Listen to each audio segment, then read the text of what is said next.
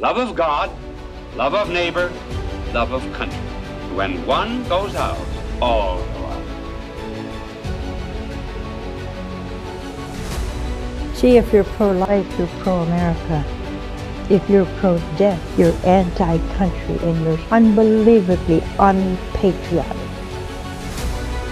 The right to worship as we choose, these are God-given freedoms, not the contrivances of man. Habemus Papam.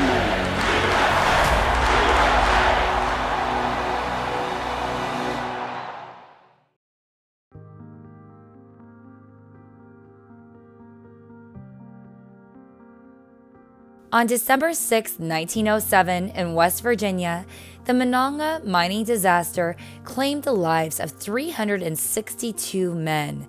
Today, it is still the deadliest mining disaster in U.S. history, as 2 explosions toppled down on the mine's entrance and destroyed its ventilation system.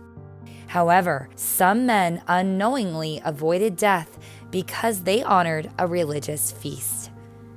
On December 5th, the night before the feast of St. Nicholas, it is tradition for Roman Catholics to leave gifts for their children to open the following morning, inspired by the story of St. Nicholas.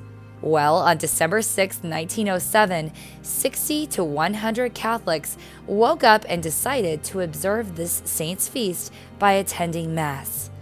Honoring the feast day, the Catholic men sacrificed their day's wage of about $2 for a 12-hour workday and risked future unemployment, but going to Mass ended up saving their lives from this industrial disaster.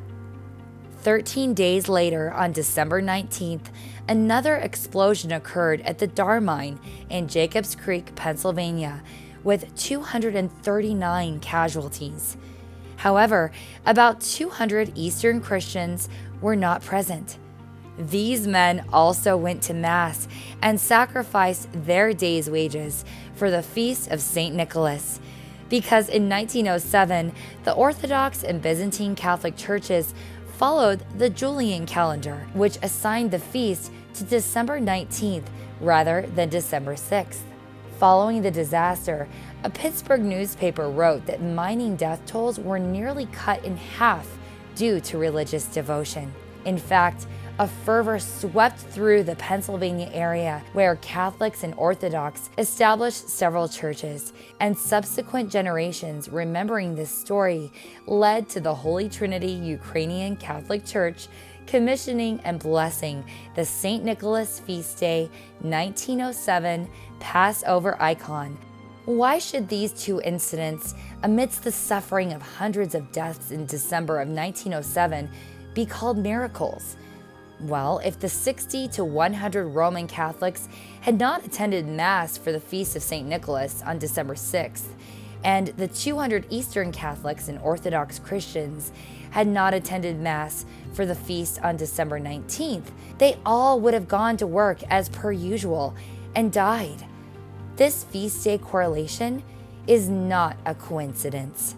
Eastern Catholics and Orthodox have harbored a special devotion well before December of 1907, honoring St. Nicholas as the wonder worker, as numerous miracles have arisen from his intercession.